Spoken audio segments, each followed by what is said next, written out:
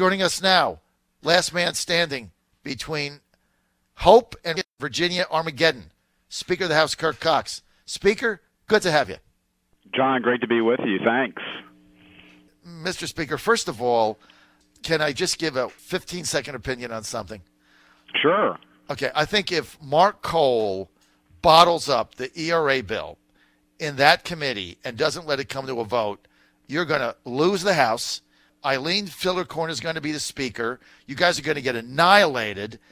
And I don't know why Republicans would pick a symbolic bill that means absolutely nothing as the hill to die on that could cost you the Speaker's gavel. And if you lose, you can't raise any money. You'll raise what, $2.5 million for your candidates the past quarter? You can't raise any money. You can't get any donors. You can't get any workers. You can't get any volunteers. You're going to get wiped out. Why would you chance that calamity and basically destroy what's left of the Republican Party in Virginia? Why would you do that over taking a stand on a symbolic bill that no one even has any idea if everybody's got to do it over again? Like, why would you do that? What is the reasoning here? No, I'll be glad to tell you, I think, why you do that. As far as ERA is concerned, you just have to look at what we just went through with redistricting when you say it's symbolic. And so I ended up with 3 federal judges who basically, to me, 2 of them, never looked at the law, basically said that testimony that was on the floor in 2011 meant nothing, and that basically drew districts that were couldn't have been more, the DNC couldn't have drawn them worse. And so the problem with the Equal Rights Amendment is that clearly, if you look, it had a 7-year time limit. I'm a government teacher. It should mean something. It clearly should not be before us. It was a 3-year extension, and you had 5 states rescind. And so I would also say, John, that for a lot of the women, I think they'll be impacted in ways that they're not thinking they're going to be impacted. And you're a big sports guy, so what do you do with Title IX? How does Title IX survive? What do you do with things like the Violence Against Women Act, which I think would be in jeopardy, and that's designed to combat crimes targeting women. So I do think that discussion needs to be had. Now, as far as in the process where it's had, you got to let the bill go through the process. I mean, we have a committee system for a reason, and committees typically hear bills. They pass some, they kill some. But I think, once again, if you start with, every other bill trying to give it special treatment. It'll go through the process like any other bill, or this is actually a resolution. It'll get a fair hearing. But, the ERA does have some problems. I understand why a lot of people, support it. Let me also remind you, John, that a convenient fact everyone forgets, you need to look at the 4th and the 5th and 14th Amendments, which I think obviously have really done a good job as far as equal rights go. And then even the Virginia Constitution says any governmental discrimination upon the basis of religious conviction, race, color, sex, or national origin shall not be abridged, except that the mere separation of the sexes shall not be considered discrimination. I would say things like that is much better language. So I would say if we're going to do it properly, and it has some merit if it's done properly, no question about it, let's put it back where it's supposed to be, in front of Congress, get the language right, and then pass it. So that's my opinion. All right, but you agree with me that it shouldn't get bottled up in committee. I mean, it should have a fair hearing, and we let the chips fall where they may, right? Well, I think you should get a fair hearing. I'm not saying that, but once again, if I said there are over 1,000 some bills, and so if we're going to basically, say with every bill that it should go directly to the floor, I don't know how that works. Mm-hmm. Once again, I think you will see it get a fair hearing, and we'll see what the outcome is.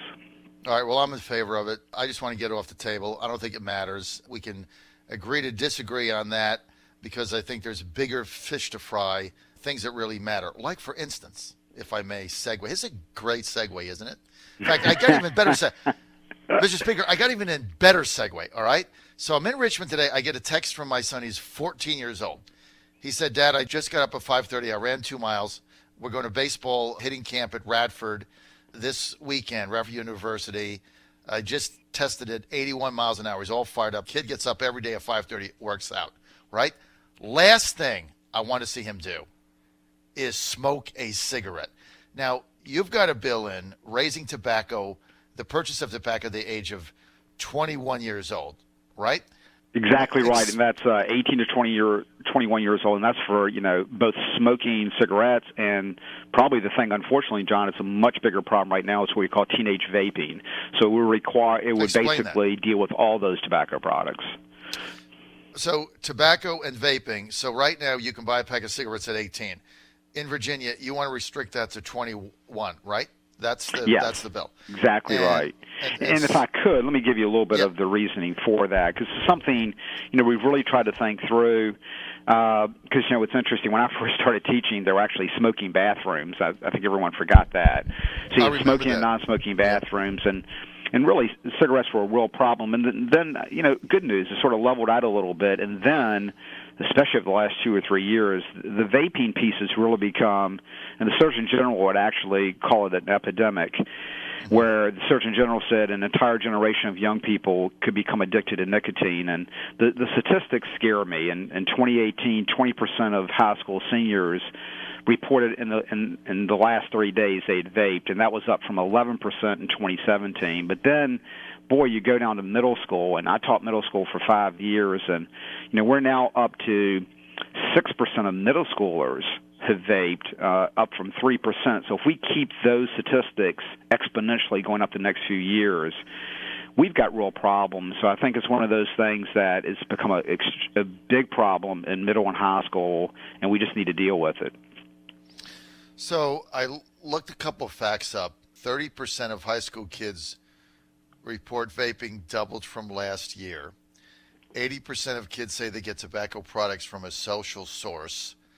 Both of us are concerned is getting this, like you said, I mean, it's becoming an epidemic now in middle school, in getting this out of school. So do you have evidence that if we can raise the age to 21, that we can really get a reduction in getting both vaping and tobacco out of the public school system, the private school system, up through college? Is there evidence to that?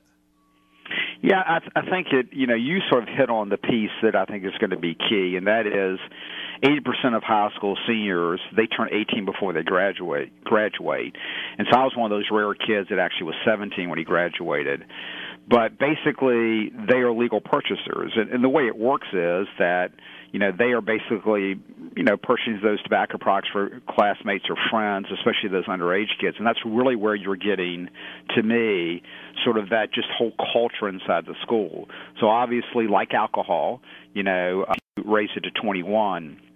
I think for a lot of that activity, you will limit it fairly greatly. And I guess the good news is, and I don't, you can't always go by polling data because everyone has, different opinions. But it's interesting that 70% of smokers think you should raise the age, which is an interesting statistic. So, and we always talk about, hey, can we get bipartisan support for something? And the good news is that Delegate Bourne, who's a Democrat from Richmond, is the chief co-patron. Actually, Chris Stolley in the House is, of course, a medical doctor. He's the one that's carrying the bill. Tommy Norment in the Senate, and, you have powerhouses like Dick Saslaw, who's, also signed on. And so I think it's a nice mix, that type of thing is never easy to get passed. But I think it has a decent odds as it goes through the system. Well, Mr. Speaker, I love what you're doing with this, and I'm in that 70%. I'm a former smoker. I quit in, I don't know what the year was, 2010 or 11 or something, but it's just a nasty habit. And, you tell your kids not to do it, but then, they see you doing it. And I remember I was outside. We were running in basketball, and I run my kids all the time because I ran that offense. And while they were running, I sneaked out in the back and lit one up, outside the bag. You're not even supposed to do that. And one of the kids had to come in that was running the laps to go to the bathroom, and he saw me there. He's like, "Coach, like, what are you doing?" It's pretty disgusting. So, I'm for that. Also, I want to talk about the Jeff. Well, I got to kid you, John, too. When you're running that offense, my gosh, you got to have all your energy. So smoking, really, no way. It really is good. Yeah, that every bit of your energy for that, especially when you're beating the other side and they get mad because you will not change it, because it's like, I used to get criticized for running up the score. It's like, I don't have any other offense. This is what I run. I don't care what the score is. So anyway, we have to deal with that. I also want to talk about the other delegate, Jeff Bourne bill, which I'm also wanting to get you to talk about, Mr. Speaker Kirk Cox, that has to do with not allowing the criminal prosecution of kids for disorderly conduct in school, because that is what we're doing now, is starting the school to prison pipeline, which again is just out of control.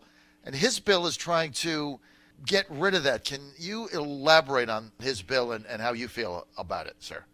Yeah, you described it well on the disorderly conduct piece, and I think his contention would be that, there are a lot of kids that end up in that sort of school to prison pipeline.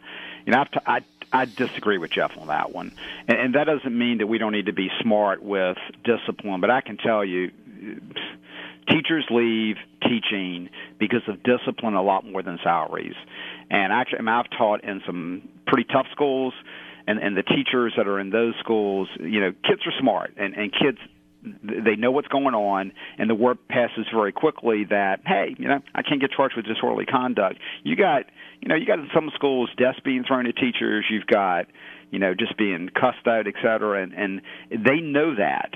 And then you've got 4 or 5 tough kids in a class like that. Boy, you make it almost unmanageable. So, to me, that type of, blanket, and I think it's more, Senator McClellan's bill is probably a little bit more prescriptive than Jeff Bourne's. But you got to be real careful with that, because that's the key to your whole classroom. Is do you have discipline? I mean, I love my subject matter. You love government. We've passionately talked about one issue we agree with and one issue we disagree with. But I want to have that conversation with my kids. I want them engaging, et cetera. And if all you're dealing with is really tough discipline problems, you never get there. And so, no, I'm not. I'm very skeptical of that type of solution. I think that has real problems for practical applications for a teacher in the classroom. I think you're absolutely right.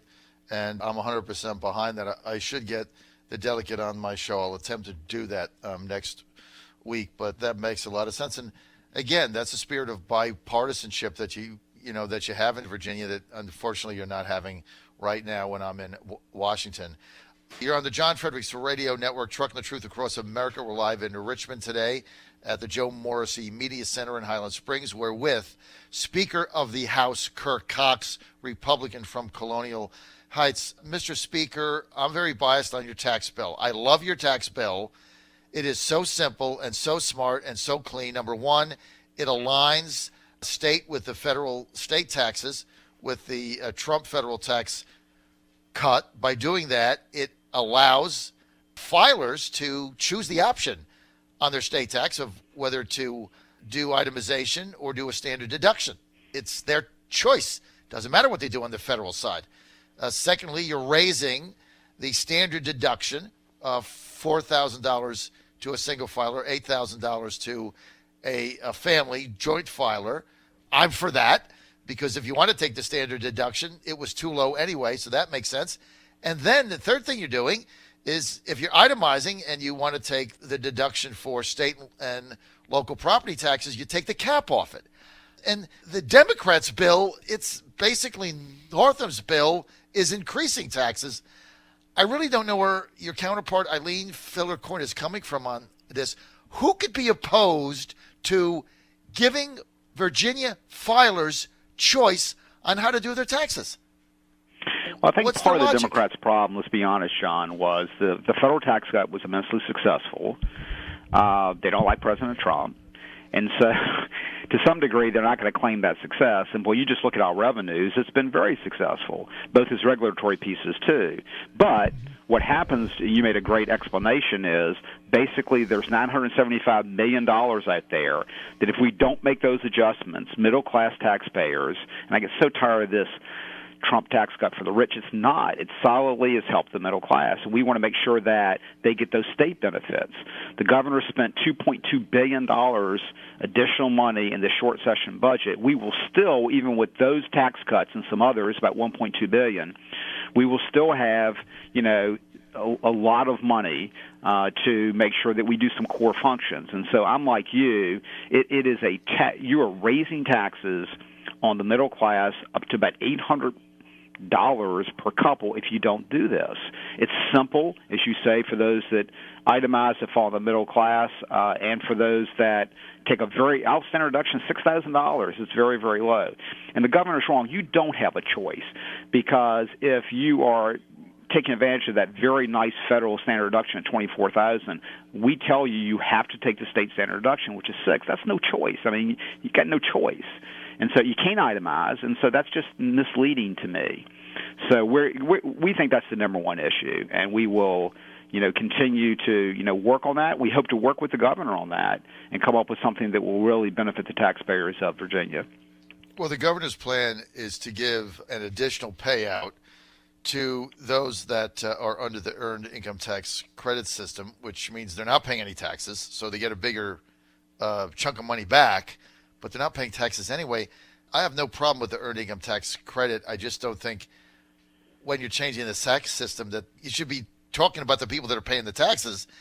For the life of me, I don't know what else Eileen Fillercorn, the minority leader, is going to say, that we don't want to give you the choice to decide how to file your taxes, itemize or deduct. We don't want to give you that choice, nor do we want to increase the standard deduction, nor do we want to take the cap off, even though we represent all the high-income earners in Northern Virginia with all the mansions, paying $1 million mansions, paying all the property taxes. I don't know how they spin this with a straight face. I really don't. For the life of me, I'm going to start I think they're under a lot of pressure. In Northern Virginia, I think a lot of people are pushing back on them on, as you say, the state and local tax piece, the property tax piece. You're seeing a lot of middle-class people saying, hey, to your point, the earned income tax credit by itself, I don't like the refundable tax credit, but basically how you're paying for that is increasing the taxes on the middle class, the people that are paying taxes. It's not separate from that. So that's just really unfair. And I think it's interesting. I think they're getting that message. It's just whether or not they politically can have the boldness to say, yeah, hey, you're right, we got to compromise on this. And that's what will be interesting to see if they're going to sort of die on their sword on this one. Well, yes, I love the simplicity of your tax plan, and I think it's going to pass both houses. And then it's going to be up to the governor, and he's going to have to look people in the eye and say, no, screw you. I don't want to have choice. I don't want to be able to deduct your high mansion incomes, which basically is where all my key voters are. I mean, I don't know even how they're going to veto this. It's beyond me. But look, that's why, as you say, Mr. Speaker, that's why you play the game, right? See how it comes out at the end. Speaker Kirk Cox, thanks for being with us. I really appreciate your candor. As always, have a great day. We'll see you soon. Thank you, sir. Thank you, John.